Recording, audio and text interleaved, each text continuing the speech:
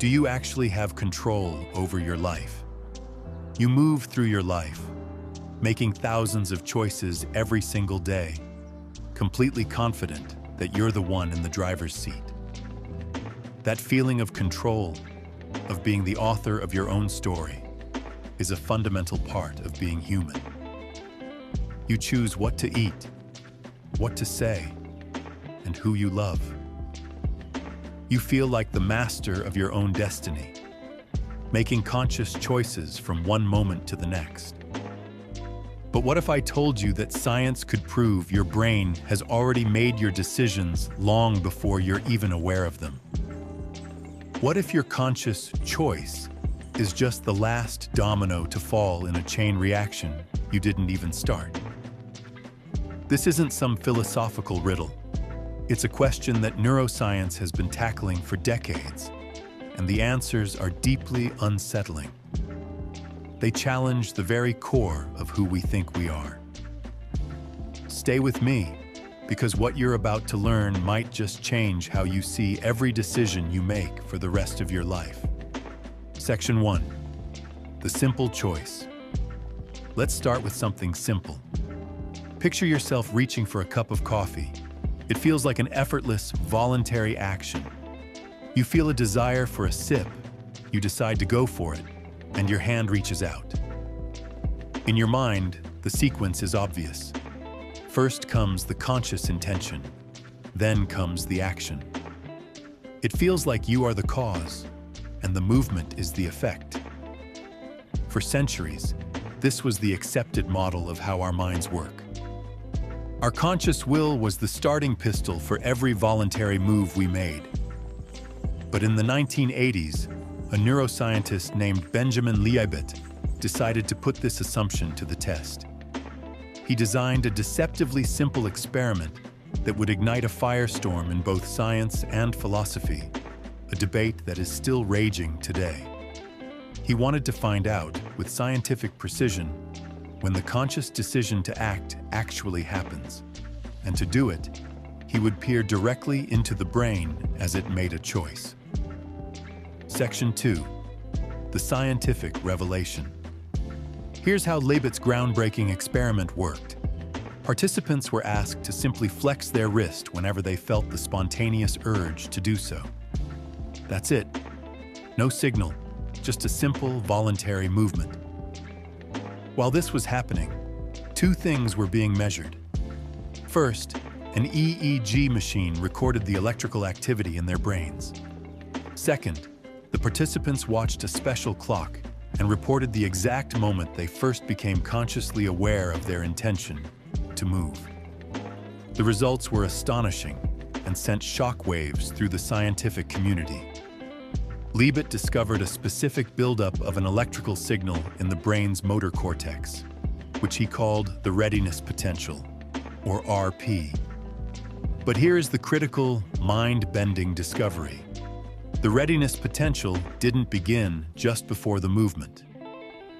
On average, it started about 550 milliseconds before the wrist actually flexed. Now, that might sound logical. The brain has to prepare for an action. But remember the clock? Participants reported their conscious awareness, the feeling of, "I'm going to move now," only about 200 milliseconds before the action. Let that sink in. The brain activity that kicked off the entire process started a full 350 milliseconds before the person felt like they had even made a decision. This suggested a staggering new timeline. First, your brain unconsciously begins preparing for an action. Then, over a third of a second later, you consciously feel like you've decided to act. Finally, the action happens. The conscious decision wasn't the starting point at all. It was more like a brief update on a journey that was already well underway. Many neuroscientists looked at this and came to a radical conclusion. Free will is an illusion, a story our brain tells us after the fact to give us the comforting feeling of being in charge. Section 3. The domino effect. For For years, this interpretation dominated the conversation. If a simple flick of the wrist is initiated by unconscious processes, what does that mean for the big choices in our lives? The careers we chase, the partners we choose, the beliefs we hold? Are they all just complex outputs of a biological machine that runs largely outside our awareness? The evidence seemed to be piling up. Subsequent studies with more advanced tech like fMRI appeared to reinforce this unnerving idea. One famous study found that by looking at brain activity, researchers could predict a person's decision with surprising accuracy up to 7, or in some cases even 10 seconds, before the person was aware of having made it.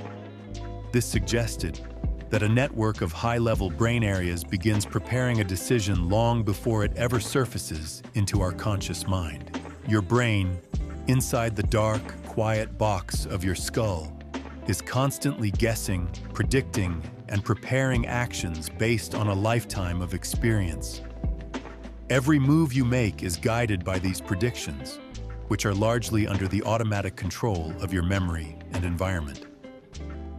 From this perspective, it really can seem like we're just passengers watching a movie of our lives that has already been written. The idea that our sense of control is just a fabrication is a tough pill to swallow. It calls into question our ideas of responsibility, morality, and identity. If our choices are predetermined, how can we be held accountable for what we do? Section 4. The counter-argument and redefining control. But just when the case against free will seemed closed, the story got a lot more complicated. Scientists started to pick apart the original interpretation of Leibotz's findings. What if that readiness potential wasn't a decision signal at all? Some researchers, like Aaron Scherger, proposed a radical new idea. The readiness potential might just be a statistical illusion. He argued it could simply be the random ebb and flow of background brain noise. In this model, the brain isn't making a decision early. Instead, when this random neural activity happens to cross a certain threshold by chance, a movement is triggered. It doesn't reflect a pre-planned decision, but more of a neural coincidence. More recent experiments have added even more nuance. A project led by researcher Uri Maoz made a fascinating discovery. The readiness potential consistently shows up before arbitrary decisions, like the wrist flick in Leibotz's study.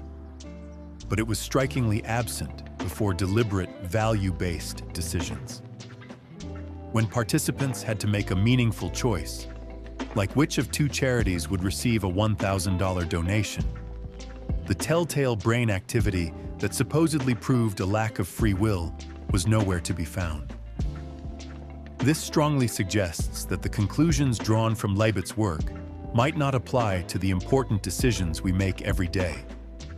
Perhaps most importantly, Benjamin Leibot himself never believed his experiment disproved free will. He pointed to that small window of time, about 100 to 150 milliseconds, between when a person feels the urge to act and the action itself.